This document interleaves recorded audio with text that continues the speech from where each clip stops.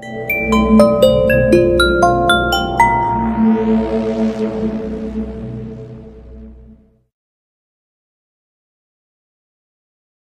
হলো মশাই, ভদ্রলোক তো এখন এলেন না? ফেলুদাকে প্রশ্ন করলেন রহস্য রোমাঞ্চ ঔপন্যাসিক লালমোহন গাঙ্গুলি।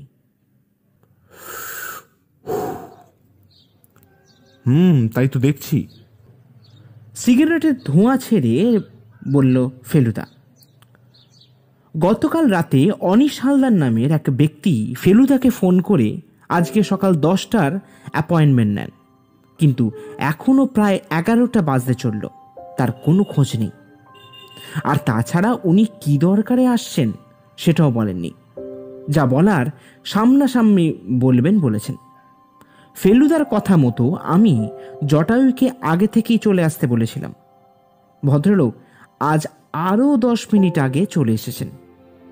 তিনি বলেন, মশাই, এই কেসের প্রথম থেকে না থাকলে এই পরে ব্যাপারগুলো কেমন গুলিয়ে যায়, তাই তাকে আগে থেকে না জানিয়ে উপায় নেই। আর তাছাড়া ফেলুদা আজকাল লালমোহনবাবু ছাড়া কোনো কাজ করে না।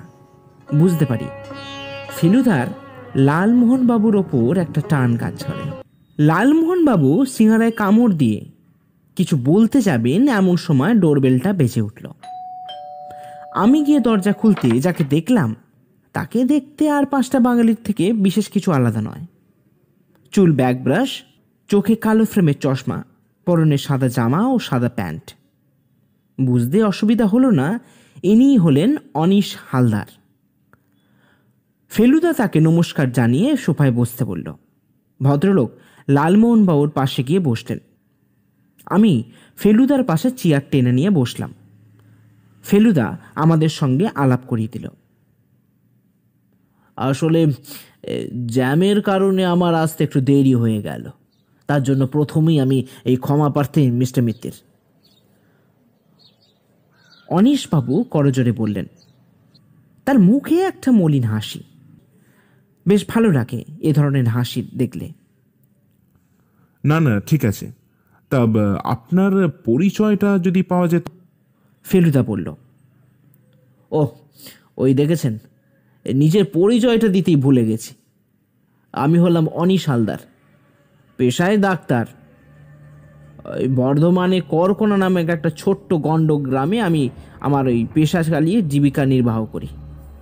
গরিব মানুষদের সেবা দিই, আর তাতে যা পারিশ্রমিক পাই তাতে আমার এই ভালোভাবে চলে যায় মিস্টার মিত্তির।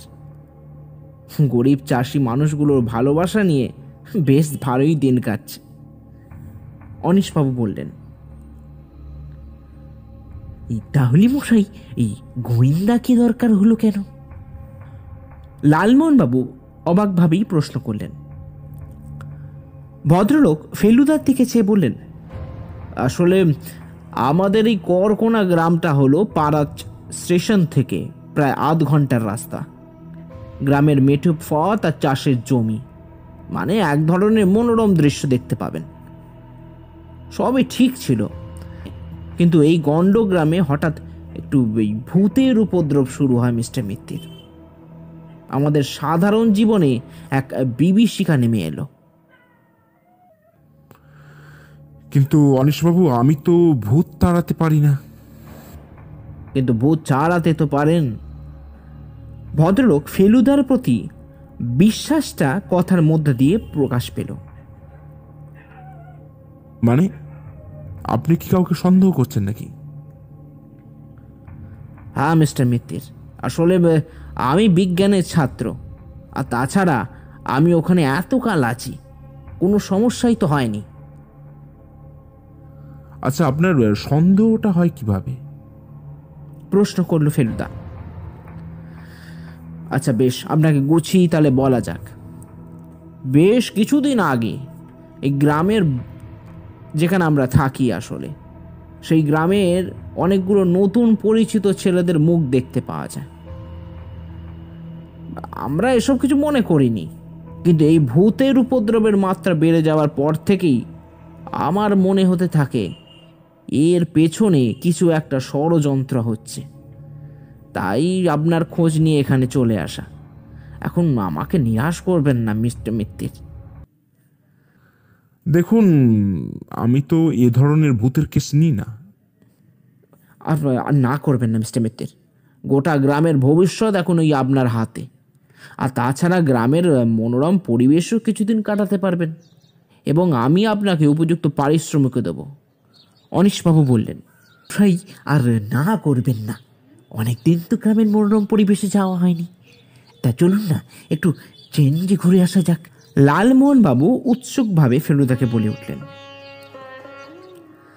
আচ্ছা, লালমোহনবাবু যখন বলছেন তাহলে ঠিক আমরা যাব। ও সরি, আমরা 3 জন গেলে অসুবিধা হবে না তো? ফেলুদা প্রশ্ন করলেন অনীশবাবুকে। একদমই না, আমি একা মানুষ মিস্টার মিত্তির, আপনারা এলে আমার ভালোই লাগবে। আর লালমোহনবাবুর মতন স্বনামধন্য লেখক যদি আমাদের গ্রামে পা রাখেন, তাহলে সেটা আমাদের কাছে বড়ই গর্বের ব্যাপার। তা আপনারা কবে যাবেন বলুন? কাল বাদ পরশু আমরা যাব। ফেলুদা বলল, বেশ, তাহলে আমি পরশু সকালে গাড়ি পাঠিয়ে দেবো। ঘন্টা চারেকের রাস্তা। না না, একদমই না, আমরা আমাদের গাড়িতেই যাব। লালমোহনবাবু হঠাৎ বলে উঠলেন, বেশ, তবে ওই কথাই রইল। আর এই আপনার অ্যাডভান্স মিত্রের। এই বলে অনীশবাবু পকেট থেকে একটা সাদা খাম বার করে ফেলুদার হাতে দিল। তাহলে আসি, নমস্কার। নমস্কার। ফেলুদা বলল। ভদ্রলোক চলে যেতেই লালমোহনবাবু বললেন, মানিক মশাই, এই করকোনার কেলেঙ্কারি ব্যাপারটা জমে যাবে, কি বলুন? বাবা, আপনি তো দেখছি একদম জটায়ু মার্কা নাম দিয়ে দিলেন। কিন্তু তার আগে এটা ধরুন। এই বলে ফেলুদা খাম থেকে কিছু অর্থ বার করে জটায়ুকে দিতে গেল। এই তো মশাই, আমাকে পর করে দিলেন তো, ভুলে যাচ্ছেন? আমার গাড়ি মানে আপনার গাড়ি, আর তাছাড়া আর ওখানে যাবার জন্য এই আমি তো আপনাকে জোর করি। বেশ, তাহলে পরশু সকাল 9টায় আমরা রওনা দেব। তোপসে সব গোছগাছ করে নিন। লালমোহনবাবু ঠিক 9টা বাজতে 10 মিনিট আগেই চলে এসেছেন, আর আমরা ঠিক 9টায় যাত্রা শুরু করলাম। গতকাল আর লালমোহনবাবু আমাদের বাড়িতে আসেননি। ভদ্রলোক গোছগাছে ব্যস্ত ছিলেন। আমাদের গাড়ি এসে প্রথমে থামলো হলো শক্তিগড়ে। সেখানে ল্যাংচা মোহনের ল্যাংচা খেয়ে লালমোহনবাবু একেবারে গদগদ। বললেন, বুঝলেন মশাই, যেমন বেনারসের পান, তেমনই এই শক্তিগড়ের ল্যাংচা, না খেলে এই টোটাল মিস। তবে ফেলুদা চা আর চার মিরানেই খুশি। লালমোহনবাবু আরও গোটা 10 ল্যাংচা সঙ্গে নিয়ে নিয়েছেন। আমরা যখন করকোনা গ্রামে পৌঁছালাম তখন ঘড়িতে 1:30। আমাদের দেখেই অনীশবাবু বাইরে বেরিয়ে এলেন। মাটির দোতলা বাড়ি, কাঁচামাটি রাস্তার ধারেই বাড়ি। একটা কথা মানতেই হবে, এই গ্রামের পরিবেশটা কিন্তু মনোরম এবং দারুণ। লালমোহনবাবুর গাড়ি ফেলুদা নিজেই চালিয়েছে, তাই সে গাড়ি ফাঁকা জায়গায় দাঁড় করিয়ে আমাদের কাছে এলো। নমস্কার অনীশবাবু। ফেলুদা বলে উঠল, আরে নমস্কার নমস্কার, আসুন আসুন, ভেতরে আসুন। এই বলে অনীশবাবু আমাদের বাড়ির ভেতরে নিয়ে গেলেন। বাড়িটা বাইরে থেকে যতটা সুন্দর, ভেতর থেকেও ঠিক ততটাই সুন্দর। বাড়িটার মাঝখানে উঠোন, আর তার চারপাশে ধানের মোড়াই। সত্যি বলতে কি, এত সুন্দর পরিবেশ আমাদের মতন এই শহরের লোকেদের কাছে ওই চাঁদ পাওয়ার মতন। লালমোহনবাবু বললেন। ভদ্রলোক আমাদের দোতলায় একটি ঘরে নিয়ে গেলেন। মিস্টার মিত্তির, এটা আপনাদের ঘর। আশা করি তেমন কিছু অসুবিধা হবে না, আর যদি কোনো অসুবিধা হয় তাহলে আমাদের এই হরনাথকে বলবেন, ওসব ব্যবস্থা করে দেবে। ভদ্রলোক একজন মধ্যবয়স্ক লোকের দিকে দেখিয়ে দিলেন। এই রান্নাটা কি এই হরনাথই করবে মশাই? হ্যাঁ, তবে ও রান্নার হাত খুব ভালো। আপনারা বরঞ্চ একটু ফ্রেশ হয়ে নিন, তারপর কথা হবে। এই বলে অনীশবাবু নিচে নেমে গেলেন। খাওয়া দাওয়া শেষ করে আমরা 4 জন বাড়ি সংলগ্ন পুকুর ঘাটে বসলাম। একদিকের বাঁধানো ঘাটে আমরা তিনজন, আর উল্টো দিকে অনিশবাবু। আপনাদের গ্রামের পরিবেশটা কিন্তু সত্যি ভালো, আর তাছাড়া এত প্রত্যন্ত গ্রামে এর আগে আমরা কখনো আসিনি। বলল ফেলুদা। হ্যাঁ, তবে এই ভূতের উপদ্রবের পর থেকে সব কিছু পাল্টে গেছে মিস্টার মিত্তির, আক্ষেপের সুরে বললেন অনিশবাবু। তা মশাই, এই ব্যাপারটা একটু যদি খুলে বললে ভালো হয় নাকি? লালমোহনবাবু উৎসুক দৃষ্টি নিয়ে বললেন। আচ্ছা, এই ভূতের ব্যাপারটা মানে এই কাণ্ডটা ঘটছে কোথায়? ফেলুদা বলল। অনিশবাবু আনমনা হয়ে বলতে শুরু করলেন। আমাদের এখানে একটা কালীবাড়ি আছে, এই মিনিট 5 হাঁটা পথ। ওরই পাশে ঘটছে এইসব কাণ্ড কারখানা। মন্দিরের আশেপাশে যারা থাকেন তারা কেউ রাতে ছায়া দেখে, কেউ বা শোনে কান্নার শব্দ। কিন্তু মজার বিষয় হলো, ওই মন্দিরে কিছুদিন আগে রাতে মানুষরা বলে গল্প করত। এখন সেখানে রাতে লোক যেতে ভয় পায় মিস্টার মিত্তির। মানে এসব নিয়ে তো আমার একটা গল্পের বই লেখা হয়ে যাবে মশাই। লালমোহন বাবু বললেন। বেশ, তাহলে আজ রাতেই সেখানে যেতে হচ্ছে অনিশবাবু। ফেলুদা বলল। অনিশবাবু চমকে উঠে বললেন, না না, ওই ওই ভুলটা করবেন না, বরঞ্চ কাল সকালে ওখানে নিয়ে যাব। পরদিন সকালে আমরা গ্রামের মেঠো রাস্তা ধরে এগিয়ে চললাম মন্দিরের দিকে। ভারী সুন্দর পরিবেশ। লালমোহনবাবু দেখলাম বারবার এদিক ওদিক দেখছেন আর নিজের ডায়েরিতে কী সব লিখছেন। ভদ্রলোক সত্যিই গল্পের সন্ধান করতে শুরু করেছেন। মন্দিরটার সামনে যখন আমরা এলাম, ফেলুদা অবাক হয়ে বলল, এখানে তো জনবসতি আছে মনে হচ্ছে, তাহলে ভূতের উপদ্রব হয় কিভাবে? সেটাই তো অবাক কাণ্ড মিস্টার মিত্তির।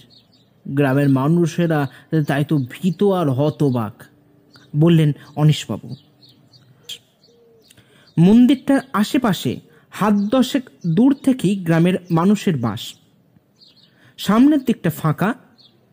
অনিশবাবু কাছ থেকে শুনলাম পেছনের দিকে একটা পুকুরও আছে, অর্থাৎ ভূতের কোনো ব্যাপারই নেই। ভাইয়া, এই আমাদের কি মিথ্যে কথা বলা হলো নাকি? কানে কানে বললেন লালমোহনবাবু। অনিশবাবু, এখানে তো ভূতের কিছু চিহ্নই দেখছি না। সেটাই তো অবাক ব্যাপার মিস্টার মিত্তির। আমরা কিছুই বুঝতে না পারার জন্যই তো আপনার কাছে যাওয়া। বেশ, তবে দেখি কি করতে পারি। ফেলুদা বলল। এরপর আমরা সামনের দিকে এগিয়ে গিয়ে মা কালীর মূর্তি দর্শন করার জন্য এগোলাম। আচ্ছা, এত সোনা মূর্তির গায়ে তা আপনারা পাহারার ব্যবস্থা করেননি? ফেলুদা মা কালীর মূর্তিকে দেখে অনিশবাবুকে প্রশ্ন করল। আসলে এটা একটা ছোট্ট গণ্ড গ্রাম মিস্টার মিত্তির, আর তাছাড়া এখানে সবাই সবাইকে চেনে, তাই। আর বহুদিন আগে একবার সব গয়না খোলানো হয়েছিল, কিন্তু তারপর এই গ্রামে খুব বিপর্যয় আসে, আর সেই থেকেই কেউ গয়না খোলার সাহসও দেখায়নি। আর পাহারা দেওয়ার কথা তো অনেক দূরের ব্যাপার। বুঝলাম। তাহলে একবার রাতে আসতে হচ্ছে অনিশবাবু। আমি আর লালমোহন বাবু তো অবাক। দেখলাম অনিশবাবুর মুখটাও হাঁ হয়ে গেছে। কোনোভাবেই সম্ভব নয়, অনিশবাবু মাথা নেড়ে বললেন। তাহলে এই কেস হ্যান্ডেল করা আমার পক্ষে সম্ভব নয় অনিশবাবু। এ কিরকম জেদ প্রদোষবাবু? মাথা ঘষতে ঘষতে বললেন অনিশবাবু। তারপর একটু থেমে বললেন, কি বলবো, বেশ, তবে আমিও থাকবো আপনার সাথে। আমরাও আছি কিন্তু, বললেন লালমোহন বাবু। ভূতের ভয় সামলাতে পারবেন তো লালমোহন বাবু? ফেলুদা প্রশ্ন করলো লালমোহন বাবুকে। আপনি আর আপনার ওই ইয়েটা থাকলে কুছ পারবা নেই। ইয়েটা মানে ফেলুদার কোল্ড রিভলভারের কথা বলছেন লালমোহনবাবু। কোথায় থাকার কথা হচ্ছে শুনি? পেছন ফিরতে দেখলাম এক মস্ত জটাধারী তান্ত্রিক দাঁড়িয়ে আছেন। তার পরনে লাল ধুতি, গায়ে কোনো চাপা নেই, গলায় রুদ্রাক্ষের মালা আর কপালে লাল তিলক। আসলে মন্দিরে আর কিছুক্ষণ থাকার কথা বলছেন এনারা। অনিশবাবু এগিয়ে গিয়ে বললেন, কে নারা? আসলে আমার বন্ধু হয়। তাই এই টেকোটাও কি তোমার বন্ধু হয় নাকি? এই বলে তিনি হাসতে হাসতে এগিয়ে গেলেন পুকুরের দিকে। কিছু মনে করবেন না লালমোহনবাবু, আসলে উনি ওরকমই। ওনার হয়ে আমি আপনার কাছে ক্ষমা চাইছি। অনিশবাবু লালমোহনবাবুকে বললেন, না না, এই ঠিক আছে ঠিক আছে। বিনয়ের হাসি এসে বললেন লালমোহনবাবু। আমি বেশ বুঝতে পারছি লালমোহনবাবু যে পরিমাণে রেগে গেছেন সেটা আমি আর ফেলুদাই বুঝতে পারবো। আচ্ছা, ওনার পরিচয়টা দিলেন না তনিশবাবু? ও, আসলে ওনার নাম হলো আদিনাথ ব্রহ্মচারী, তবে গ্রামের মানুষেরা ওনাকে ঠাকুর বলেই ডাকেন। মাঝে মাঝে এই গ্রামের শ্মশানে ওনাকে দেখা যায়। আর লোকেরা বলে উনি তান্ত্র সাধনার সঙ্গে যুক্ত আছেন। তবে উনি কি করেন, কোথায় থাকেন, বা গত ওই 2-3 মাস আগেই বা কোথায় ছিলেন সেটা আমরা কেউ কিছু জানি না মিস্টার মিত্তির। অনিশবাবু বেশ অবাক হয়েই বললেন, ভারী মিস্টেরিয়াস ব্যাপার তো। লালমোহনবাবু বলে উঠলেন, মাংসের ঝোল, সরু চালের ভাত আর পোস্তের বড়া খেয়ে আমরা 3 জন যখন ঘরে ঢুকলাম তখন লালমোহনবাবু বিছানায় চিত হয়ে শুয়ে পড়লেন। ফেলুদা 4 মিনিট ধরিয়ে জানলার সামনে গিয়ে দাঁড়াল, আর আমি চেয়ারে গিয়ে বসলাম। একটা ঢেকুর তোলে লালমোহনবাবু বললেন, তা মশাই, এই আদিনাথ লোকটা কি আমার না কিরকম ঠিক লাগলো না। তাই? আমার তো অনিশবাবুকেও ঠিক লাগলো না লালমোহনবাবু। ওনাকেও কি আপনি সন্দেহ হচ্ছে দেখছেন নাকি? লালমোহনবাবু শটান উঠে বসে বললেন, দেখুন লালমোহনবাবু, সন্দেহ ঠিক না, সন্দেহের তালিকায় তো রাখা যেতেই পারে। আচ্ছা, তুমি কি সত্যি আজ রাতে ওখানে যাবে নাকি? আমি প্রশ্ন করলাম। হ্যাঁ রে, এছাড়া কোনো উপায় দেখছি না, তবে তোদের ভয় লাগলে যেতে হবে না। এটা কি বলছেন মশাই? আপনাকে এই একা বিপদে যেতে দিয়ে কিভাবে ঘুমোবো আমরা? মনে রাখবেন ফেলুবাবু, আমরা হলাম 3 মাস্কেটিয়ার্স। বেশ, তবে ঠিক রাত 10টা। ফেলুদা তীক্ষ্ণ দৃষ্টিতে লালমোহনবাবুকে বলল। রাতে খাওয়ার পর আমরা 4 জন রওনা দিলাম মন্দিরের দিকে। গ্রামের পরিবেশ এত সুন্দর যে তা ভাষায় ব্যক্ত করা কঠিন। ঝিঝির আওয়াজ, শীতের ঠান্ডা আমেজ আর শান্ত স্নিগ্ধ প্রকৃতির মধ্যে সত্যি নিজের জীবনকে সার্থক বলেই মনে হচ্ছে। লালমোহনবাবুকে দেখলাম গুনগুন করে গান গাইতে। ফেলুদা আর অনিশবাবু আমাদের সামনে হাঁটতে হাঁটতে যাচ্ছেন, সবাই চুপচাপ। ফেলুদাও যে প্রকৃতির নেশা অনুভব করছে সেই বিষয়ে আমার কোনো সন্দেহ নেই। যখন মন্দিরের সামনে এলাম দেখলাম চারিদিক অন্ধকার, খালি মন্দিরের একটা প্রদীপ ছাড়া আর কোথাও কিচ্ছু নেই। আশেপাশের বাড়িগুলোর সদর দরজা ভূতের ভয় একেবারে বন্ধ করা। মানে মশাই, এই ব্যাপারটা একটু রিস্কি হয়ে যাচ্ছে নাকি? বেশ ভয়ের সুরে বললেন লালমোহনবাবু। লালমোহনবাবু, অন্ধকারে আলো খোঁজাটাই কিন্তু আমার কাজ। আর যদি আপনার ভয় করেই থাকে তা আপনি বাড়ি চলে যান। না থাক মশাই, তার দরকার নেই। আমরা ফেলুদার কথা মতো মন্দিরের পাশে একটা গাছের আড়ালে দাঁড়ালাম। গায়ে ওরমস মেখেই এসেছি, তাই মশার কোনো সমস্যা নেই। এই দিকটা বেশ অন্ধকার, পাশের লোকেদেরও দেখা যাচ্ছে না। সঙ্গে টর্চগুলো মন্দিরের এলাকায় ঢোকার আগেই বন্ধ করে দিয়েছি। আমার পাশে লালমোহনবাবু, তার পাশে ফেলুদা এবং তার পাশে অনিশবাবু। ফেলুদার দৃষ্টি মন্দিরের দিকে স্থির হয়ে আছে। প্রায় 1 ঘন্টা দাঁড়িয়ে থেকেও কিছু দেখতে পেলাম না, খালি কটা চামচিকি আর প্যাঁচার আওয়াজ ছাড়া কোথাও কিচ্ছু নেই। হঠাৎ আমাদের চমকে দিয়ে লালমোহনবাবু কাঁপা কাঁপায় বলে উঠলেন, ফেলুবাবু। ফেলুদা লালমোহনবাবুর দিকে টর্চ আলো ফেলতেই দেখলাম একটা মোটা বড় সাপ লালমোহনবাবু পা জড়িয়ে ধরে রেখেছে। আমি চমকে উঠলাম। লালমোহনবাবু চেঁচাতে যাচ্ছিলেন, দেখলাম ফেলুদা ওর মুখটা চেপে ধরল। একদম চেঁচাবেন না, চুপচাপ দাঁড়িয়ে থাকুন। এই বলে ফেলুদা আস্তে আস্তে নিজের হাঁটুর উপর ভর দিয়ে বসল। তারপর টর্চের আলো সিধে ফেলল সাপের চোখের দিকে। এবার দেখলাম সত্যি বড় সাপ। এত বড় সাপ দেখে লালমোহনবাবু চোখ বুজে ইষ্ট নাম জপ করছেন। ফেলুদা এবার নিজের বাঁ হাত সাপের সামনে রেখে ডান হাতটা সাপের পেছন দিয়ে নিয়ে গিয়ে তার মাথাটা চেপে ধরল। সত্যি গর্বে আমার বুকটা চওড়া হয়ে গেল। সাপটা পা থেকে ছাড়িয়ে নেওয়ার পরই লালমোহনবাবু ঢলে পড়লেন অনিশবাবুর গায়ে, মানে ভদ্রলোক অজ্ঞান হয়ে গেছেন। এরপর ফেলুদা আর আমি মিলে কোনো মতে লালমোহনবাবুকে টেনে নিয়ে গেলাম অনিশবাবুর বাড়িতে। আর অনিশবাবু টর্চ ফেলে আমাদের রাস্তার আলো দেখালেন। তোপসে ওঠ, ঠাকুরের গয়না চুরি হয়ে গেছে, এক্ষুনি বেরোতে হবে। আমি ধড়মড়িয়ে উঠে বসলাম।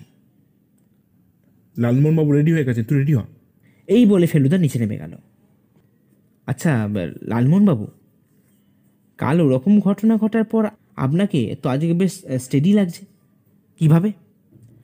রাস্তায় যেতে যেতে লালমোহনবাবুর কানে কানে জিজ্ঞাসা করলাম আমি। ভাইয়া, এই কালকের ঘটনার পর এই কেমন যেমন জোশ পেয়ে গেছি, বেশ লাগছে, লালমোহনবাবু বলে উঠলেন। ঘটনাস্থলে যখন পৌঁছালাম দেখলাম লোকেদের ভিড় আর মন্দিরের সামনে পুলিশ দাঁড়িয়ে। আমরা এগিয়ে গিয়ে যা দেখলাম তাতে আমাদের চক্ষু স্থির। কালকের পরিচয় পাওয়া সেই আদিনাথ ব্রহ্মচারী এখন মাটিতে মৃত অবস্থায় পড়ে আছেন। এই খবরটা আমাদের কাছে কিন্তু যায়নি, আর ফেলুদাও এই বিষয়ে কিছু জানতো বলে আমার মনে হয় না। পুলিশের কাছ থেকে খবর পাওয়া গেল সাপের কামড়ে মৃত্যু হয়েছে। জটায়ুর তো মুখ একেবারে হাঁ হয়ে গেছে। তিনি যে আদিনাথের জায়গায় নিজের কথাই ভাবছেন তা বলার অপেক্ষা রাখে না। কাল ফেলুদা না থাকলে ওর অবস্থাও যে ওরকম হতো সেটা না বললেও চলে। বুঝলি তোপসে, একবার মন্দির আর পুকুর পাড়ের চারধারটা ঘুরে দেখা দরকার। ফেলুদা বলে উঠল।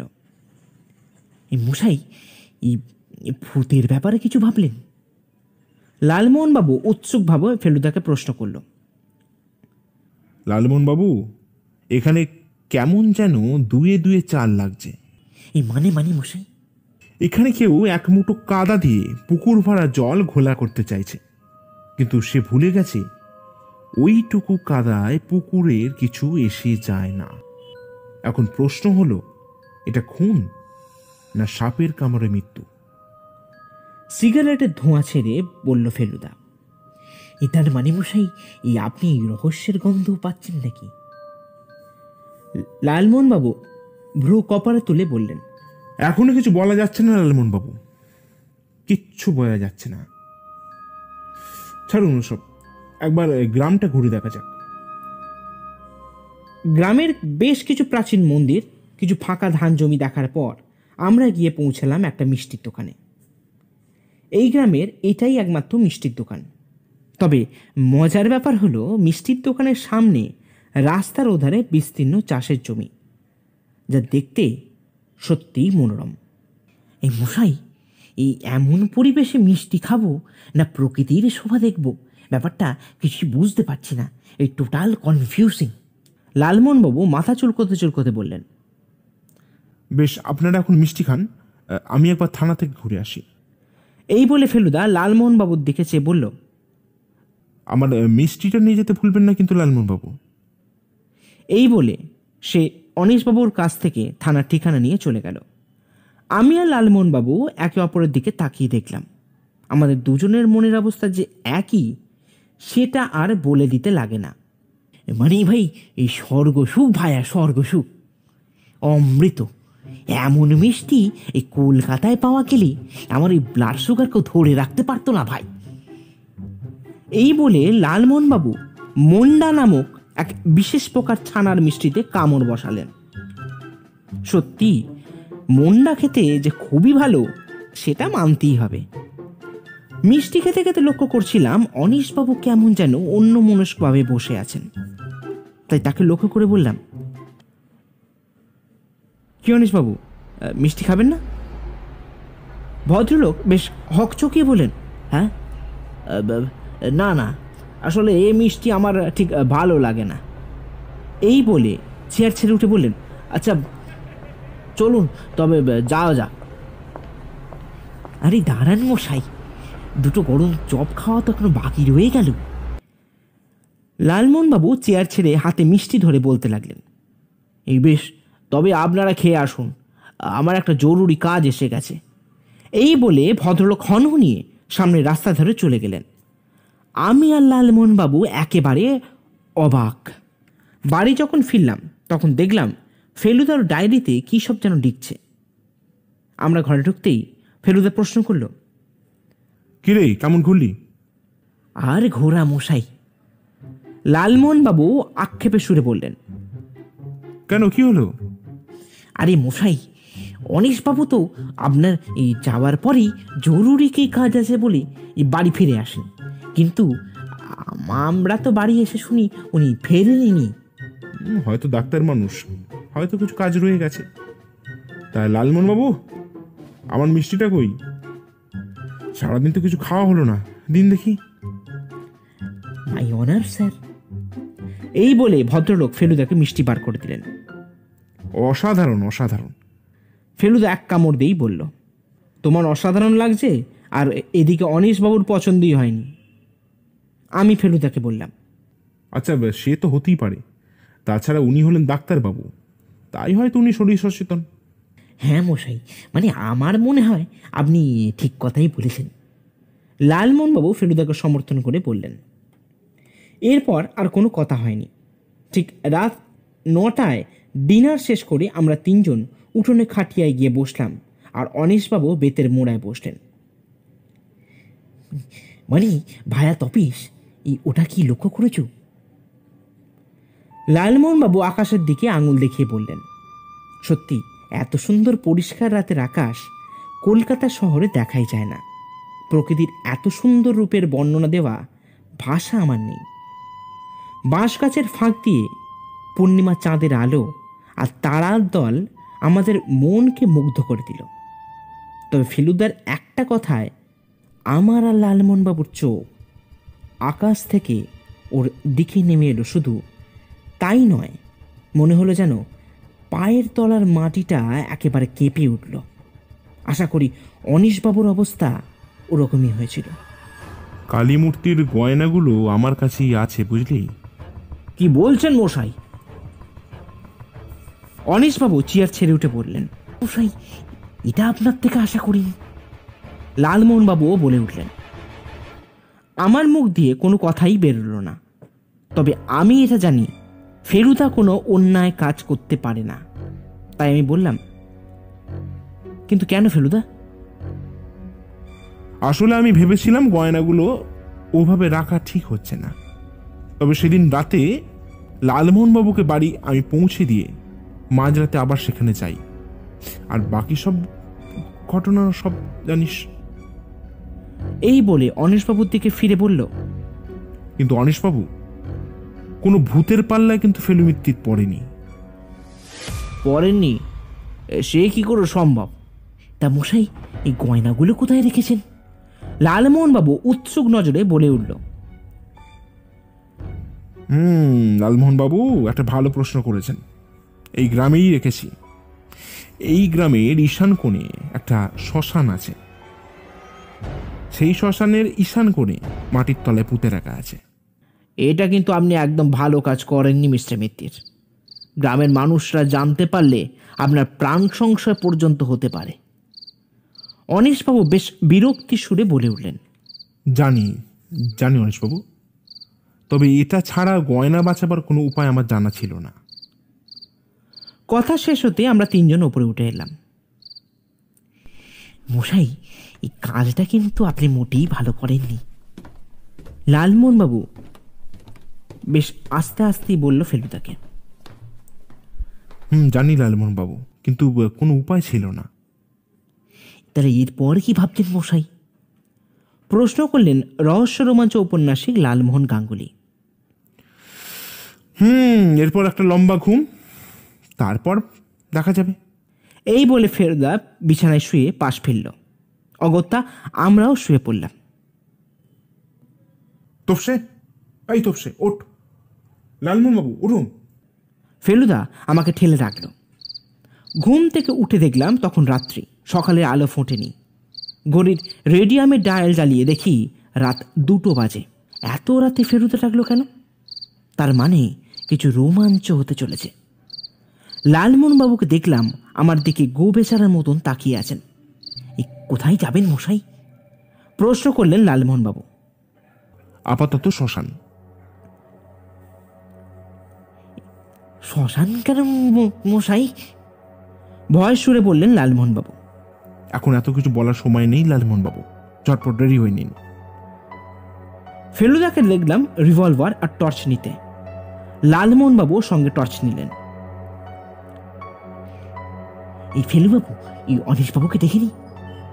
দোতলা থেকে নিচে নেমে প্রশ্ন করলেন লালমোহনবাবু। না থাক লালমোহন বাবু, এত রাতে অনিশবাবুকে ডেকে বিরক্ত করে কোনো লাভ নেই, বরঞ্চ আমরাই যাই। আর তাছাড়া রাস্তা তো আমাদের চেনাই আছে। এই বলে ফেলুদা অতি সন্তর্পণে দরজা খুলে এগিয়ে গেল। যখন আমরা শ্মশানে পৌঁছালাম তখন ঝিঝি পোকার শব্দ ছাড়া কোথাও একটিও শব্দ নেই। লালমোহনবাবুর নিঃশ্বাসের শব্দ স্পষ্ট শোনা যাচ্ছে। ফেলুদা শ্মশানে ঢোকার আগেই টর্চের আলো নিভিয়ে দিতে বলে। আমরা তিনজন শ্মশানের শুকনো পাতার ওপর খুব আস্তে আস্তে এগিয়ে চললাম। লালমোহনবাবু আমার হাতটা খুব শক্ত করে ধরে আছেন, আর ফেলুদা যেন সেই তখন থেকে কি একটা খুঁজে বেড়াবার চেষ্টা করছে। হঠাৎ ফেলুদা আমাদের গতিরোধ করে একটা গাছের আড়ালে নিয়ে গিয়ে বলল, আমি কিছু না বলা অবধি তোরা এখান থেকে কোথাও যাবি না। আমি ডাকলে তখন এই থান্ডিনটা ডান দিকে ছুঁড়ে দিবি। এই বলে ফেলুদা অন্ধকারে মিশে গেল। প্রায় আধ ঘন্টা হয়ে গেছে। লালমোহনবাবু ক্রমাগত মশা মেরে চলেছেন, আর আমি কান খাড়া করে ইট হাতে দাঁড়িয়ে আছি। চোখের সামনে ঘন অন্ধকার ছাড়া কিচ্ছুই দেখা যাচ্ছে না। মাথার উপর গাছের পাতার ফাঁক দিয়ে মাঝে মাঝে তারা ঝিকিমিকি দেখা যাচ্ছে। হঠাৎ মধ্যরাতের শ্মশানের সমস্ত নীরবতাকে ভঙ্গ করে ফেলুদা চেঁচিয়ে উঠল, তোপসে! আর আমি সঙ্গে সঙ্গেই ডান দিকে সজোরে ইটটা ফেলে দিলাম। অমনি জলে ছলাৎ করে আওয়াজ হলো। বুঝলাম পাশেই পুকুর আছে। আর তারপরেই দেখলাম পুকুরের ওধার থেকে খামদশেক টর্চের আলো আমাদের দিকে এগিয়ে আসছে। আমি চেঁচিয়ে বললাম, লালমোহনবাবু, টর্চ জ্বালুন। তারপর যেটা দেখলাম তার জন্য আমি আর লালমোহনবাবু মোটেই প্রস্তুত ছিলাম না। দেখি ফেলুদা তার রিভলভার তাক করে দাঁড়িয়ে আছে কালো চাদরে মোড়া এক ব্যক্তির দিকে। কেই নেই। তারপরে কালো চাদর পরা লোকটা ফেলুদার দিকে ধুলো ছড়িয়ে পালিয়ে যেতে যাবে, অমনি ফেলুদা তার পা লক্ষ্য করে বন্দুক চালিয়ে দিল। সঙ্গে সঙ্গে প্রচন্ড আর্তনাদে মাটিতে লুটিয়ে পড়ল সেই পরিচয়হীন লোকটা। পুলিশ এসে তাকে ভ্যানে তুলে নিয়ে যাবার সময় দেখলাম আকাশের সামান্য আলো ফুটেছে। লালমোহনবাবু ফেলুদাকে বললেন, এই মশাই, এই শব্দ হলো, এই মুখটা দেখাবেন না? অবশ্যই লালমোহন বাবু, অবশ্যই দেখাবো। এই বলে ফেলুদা তার মুখের চাপাটা খুলে দিল। এই রক্ষক, এই না ভক্ষক মশাই? তার মুখ দেখি লালমোহনবাবু বলে উঠলেন। আমাদের সামনে পুলিশ ভ্যানে যিনি বসে আছেন তিনি হলেন সেই অনিশবাবু যাকে ডাক্তার বলতে গিয়ে এখন ঘৃণা হয়। এখন বাজে সকাল 7টা। অনিশবাবুর বাড়ির উঠোনে বসে আমরা 6জন চা পান করছি। এবার বলে রাখা ভালো 6জন কারা কারা। আমরা 3জন, ইন্সপেক্টর সামন্ত, ভৃত্য হরিপদ, আর যার কথা বলবো তাকে প্রথমে দেখে আমরা অতবাক হয়ে গেছিলাম। তিনি হলেন তান্ত্রিক ব্রহ্মচারী আদিনাথ।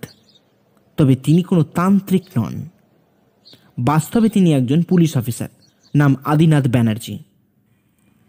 এই মশাই, এই ব্যাপারগুলো কেমন যেন জট পাকিয়ে যাচ্ছে, এই যদি একটু গুছিয়ে বলেন। লালমোহনবাবু ফেলুদাকে বললেন। ফেলুদা চায়ের কাপে চুমুক দিয়ে বলল, জট পাকালে তো মুশকিল, দাঁড়ান তাহলে জটটা ছাড়িয়ে দিই। এই বলে ফেলুদা চায়ের কাপটা টেবিলে রেখে বলতে শুরু করলো।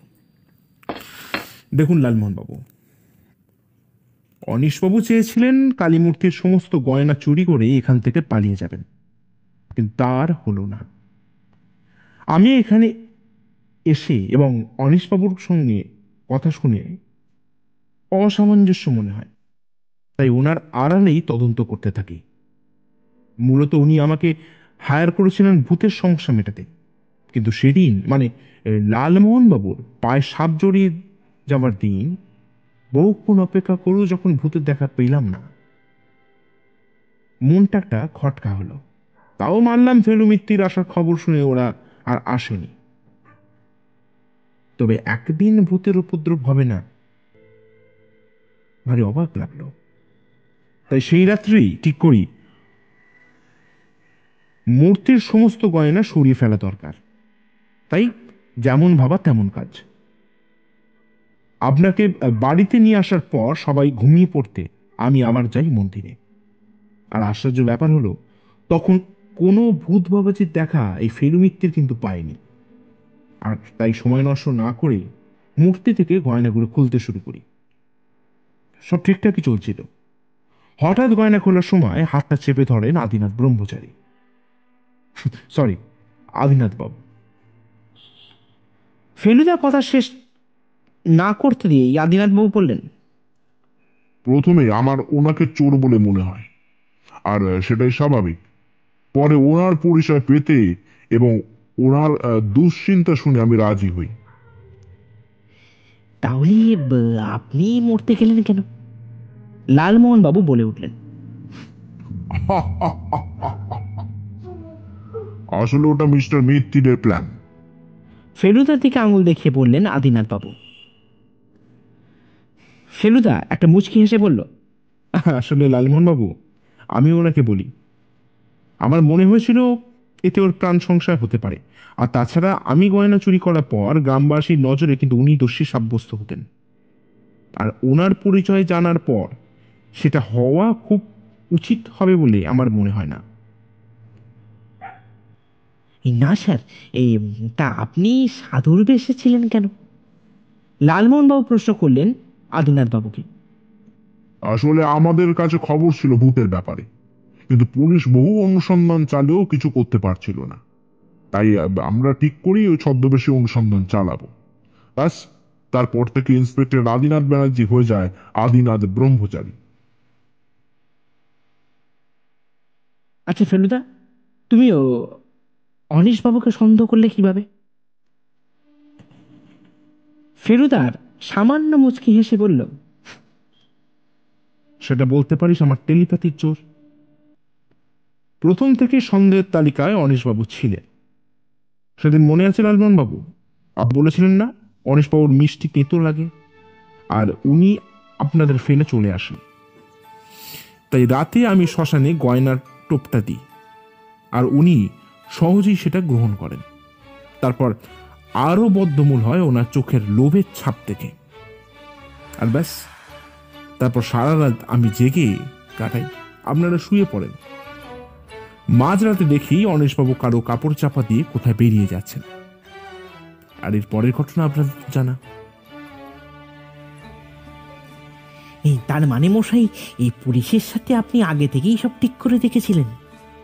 লালমোহনবাবু উৎসুকভাবে বলে উঠলেন। একদমই ঠিক লালমোহন বাবু, আদিনাথ বাবুর সঙ্গে আমার যোগাযোগ ছিল। কিন্তু ফেলুবাবু, এই ভূতের ব্যাপারটা তো ঠিক এই বোঝা গেল না। লালমোহনবাবু অবাক হয়ে প্রশ্ন করলেন। এখনো বোঝেননি লালমোহন বাবু? ওসব অনিশবাবুর কারসাজি। কিন্তু ফেলুদা, তোমাকে টাকার কারণটা কি তাহলে? আমি প্রশ্ন করলাম। গোর্তপসে আসলে অনিশবাবু চেয়েছিলেন আমার নজরটা আদিনাথের ওপর ফেলে দিতে, কিন্তু উনি ভুলে গিয়েছিলেন যে কয়লার মধ্যে থেকে হিরে বার করাটাই হচ্ছে ফেলু মিত্তিরির কাজ। আসলে উনি আদিনাথের আসল পরিচয়টা জানতে পেরে গেছিলেন, তাই তাকে রাস্তা থেকে সরাবার জন্য ভূতরূপী গুন্ডার ব্যবস্থা করেছিলেন, কিন্তু কোনো লাভ হলো না। তাই ফেলু মিত্তিরের সাহায্য নিয়ে উনি এই বৈতরণী পার হতে চেয়েছিলেন। আর ওনার অবস্থা আপনাদের এখন তো জানা।